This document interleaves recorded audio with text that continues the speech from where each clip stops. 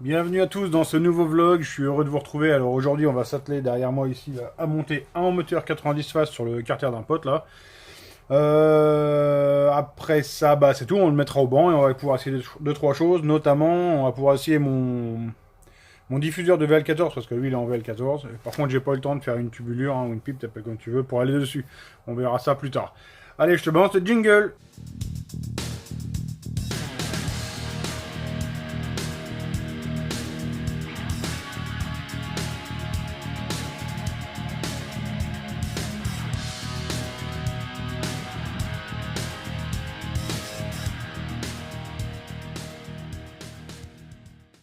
Allez, comme je te le disais, là, je vais juste te balancer, comment dire, un timelapse où je vais causer dessus, hein, parce que moi, ça me simplifie pas mal au niveau du boulot, quoi. Ça me fait moins de plans à filmer et tout ça, et je gagne du temps.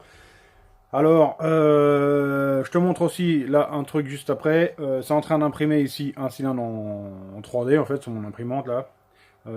Résolution de merde, hein, c'est juste pour avoir un peu les gabarits et la forme dans la main du truc que j'ai passé mon week-end à dessiner. Je te montre ça juste après.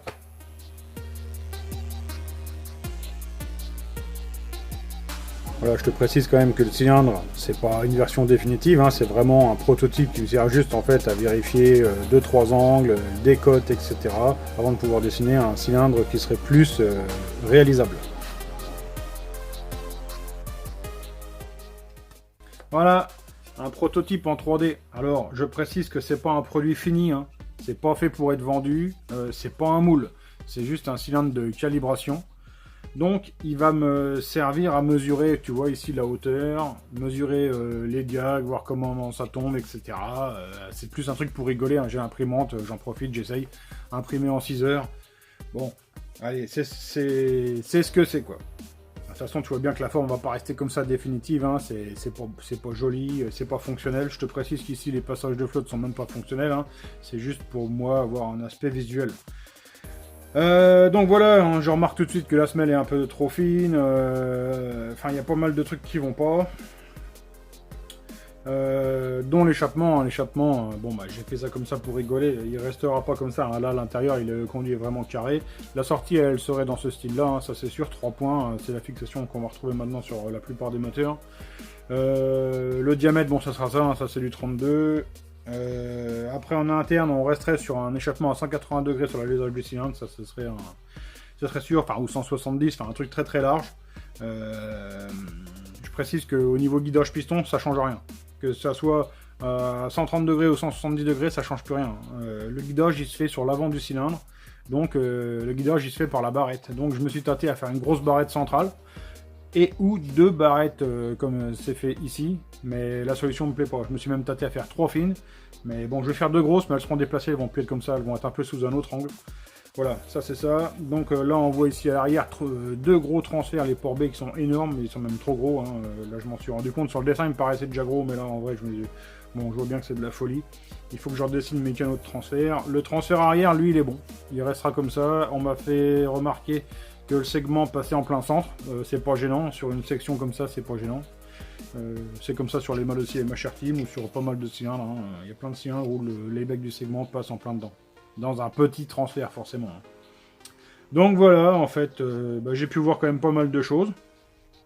Enfin voilà, quoi. Voilà où on en est. Alors maintenant c'est parti sur le 90 phases de Valentin Titou. Alors ici je mesure rapidement mon jeu cylindre piston. Après je nettoie mon plan de joint, hein, des restes de pâte à joint forcément. Après je balance mon haut moteur afin de commencer par caler le cylindre avec la hauteur du squish en fait. Une fois que la hauteur du squish est effectuée, je prends mon volume de chambre. Ici j'en déduis mon taux de compression, hein, le calcul je l'ai déjà fait dans plusieurs vidéos. Donc ici je comprime à 16,5. Après 16,5, je regarde rapidement mes diags, hein, donc je démonte tout ce qui est vario et je vais installer mon appareillage de mesure. Et donc là dans son cas je vais relever 127, 129, 194. 68-70 de squish avec 16,5 de taux.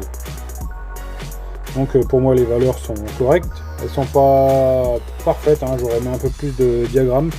Mais bon, je décide quand même d'essayer le moteur ainsi, donc je le monte au banc. Je le monte au banc d'essai, quoi. Pas je monte au banc à Montauban, hein, la ville de Montauban, toi. Celle-là, Olivier, c'est pour toi. I'm go to the post office dans ma belle Renault. Eh, tiens, en parlant de bagnole, je sais pas si t'as vu la dernière actu de chez Huawei. Putain, les mecs, ils ont encore fait fort. Hein. Ils ont mis des singes dans des boîtes, puis ils y ont mis un dessin animé. Voilà, calme-toi, toi. Ils ont mis un dessin animé aux singes. Et puis, ils ont démarré la Golf, et puis ils se sont barrés. Puis, ils ont regardé après les singes. Ils ont appelé la presse, ils ont dit, les gars, hey, les singes sont pas crevés. Hein. Ça, c'est du bon singe. Non, mais hey, quand même un grain, les gars. Non, mais. Tu vois, le moteur est au banc. J'ai fait quelques tests d'admission. Je te montre ça à l'écran. Donc, le résultat des tests hein, sur ce moteur 90 Fast. Alors, tu m'excuses, je suis obligé de surexposer un peu la vidéo hein, parce que sinon, tu vois pas la courbe rouge ici à l'écran. Donc, la courbe rouge, c'est ma courbe de référence. C'est une VL14 avec une cale de 5 et une pipe Poligny 360. Alors, ça, c'est un peu une des admissions référence en fait. Hein. On sait que c'est le truc passe partout en fait sur le Nitro Veto. Alors, tu l'as peut-être vu l'autre jour, j'ai fait un diffuseur qui va là-dedans. Donc voilà le résultat du diffuseur. Alors si tu veux, il apporte un peu de puissance. Hein. Sur ce tir-là, il apporte que 0,1 de puissance en plus. Il apporte un peu de couple, on le voit sur l'accélération ici hein, sur la courbe. Par contre, il plante en haut. Donc c'est encore à travailler, mais ça bouge quand même. Donc il se passe quand même quelque chose. Ce qui se passe aussi, c'est que tu le sais certainement, le diffuseur, il est fait pour mettre un carbu de à peu près 31-32. Là, c'est la pipe Poligny 360, donc qui n'est pas du tout adaptée à ce montage. Donc il faudra que je réessaye avec, il faudra que je refasse une nouvelle pipe d'admission pour voir un peu où on en est. Alors après ça, ce que j'ai fait, c'est j'ai essayé la pipe MXS. L'admission MXS. Donc là, voilà, je te mets ici l'admission MXS. Donc tu vois, c'est mieux sur la montée. C'est presque aussi puissant. Là, je passe de 32.3 avec la VL à 32.3 sur le machin. Sauf que tu vois, j'allonge plus et je suis mieux là. Donc on peut dire que clairement, là, la MXS, c'est quand même la meilleure. Hein. Et quand même assez significativement.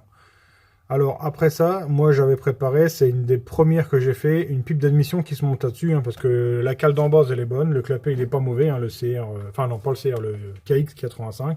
Donc j'ai monté une pipe là-dessus qui est à moi. Donc attends, là, on va faire comme ça. Et là donc ça c'est ma pipe. Alors là pour le coup on est quand même pas mal plus puissant, hein, tu vois on passe de 32.3 à 33. Hein. Donc là il y a un bon gain. Ça accélère vachement plus fort, par contre ça plante en haut. Alors pourquoi ça plante en haut? Je pense que c'est parce que je suis un peu gros en diamètre quand même. Hein. Je te rappelle que ma pipe là elle démarre en 37,2. Hein.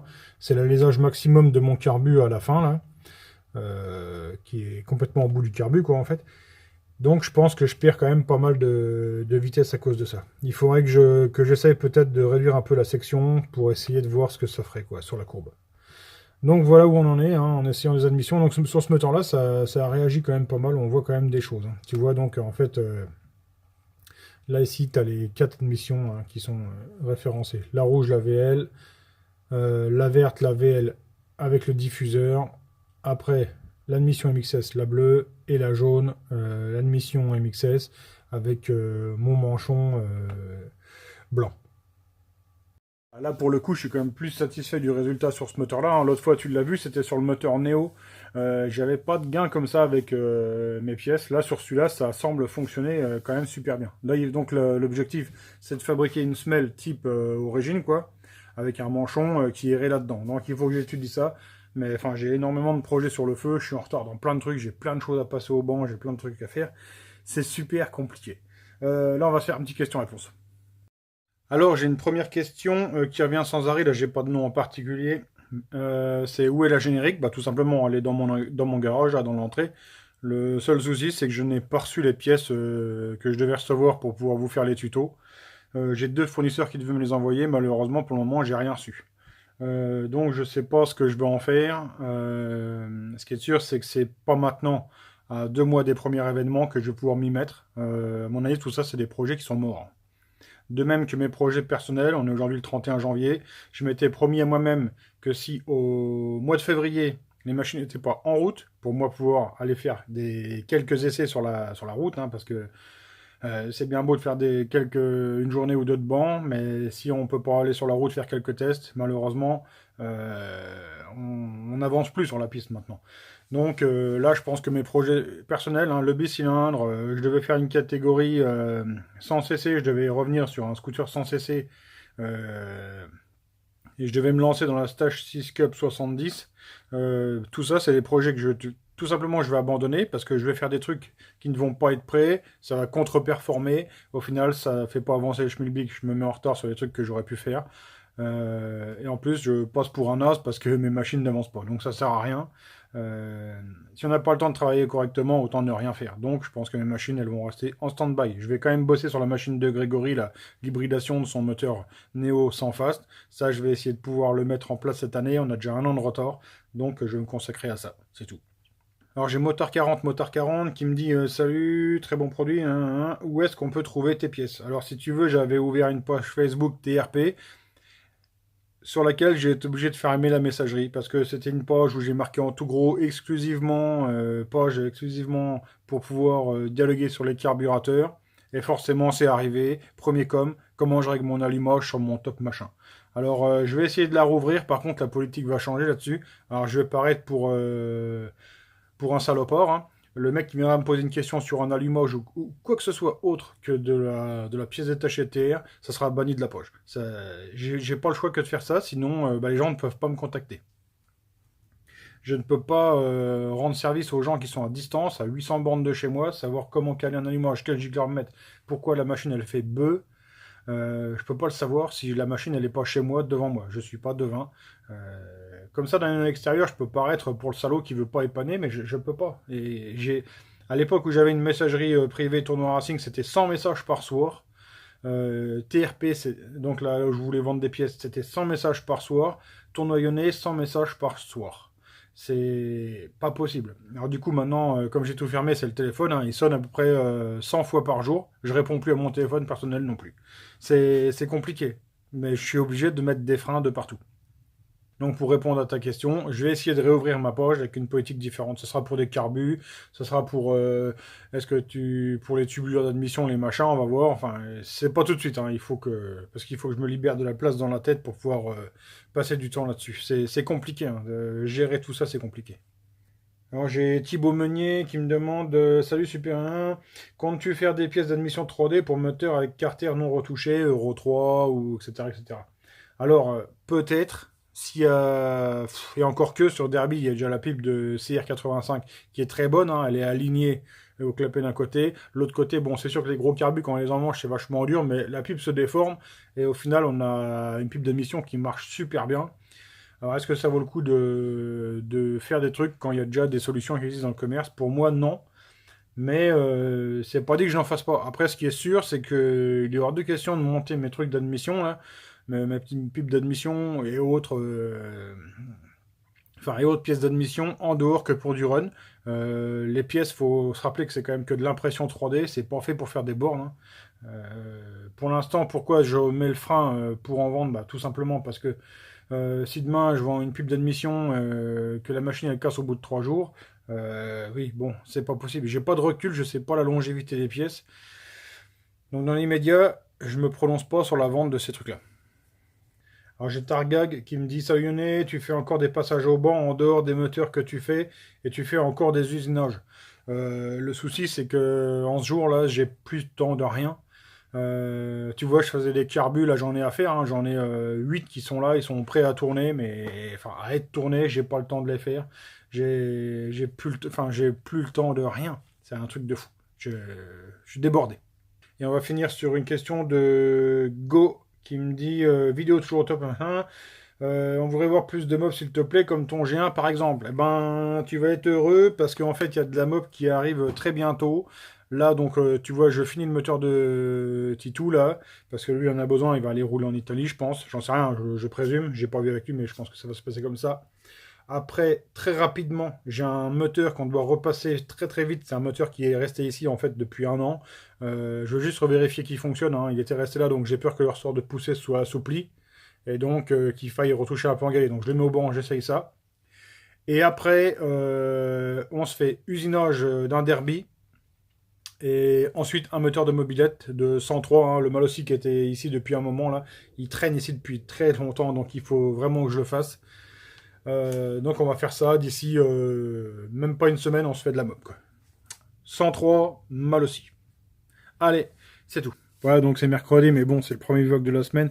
Donc, comme d'habitude, c'est le petit point Tipeee PayPal Me. Donc, il y a eu encore du monde, hein, comme d'habitude. Franchement, je vous remercierai jamais assez pour ça. Vous m'aidez à faire avancer la chaîne, vous m'aidez à créer du contenu, à créer de la pièce. Hein, enfin, bref, c'est tout un cheminement qui fait que ça m'aide énormément.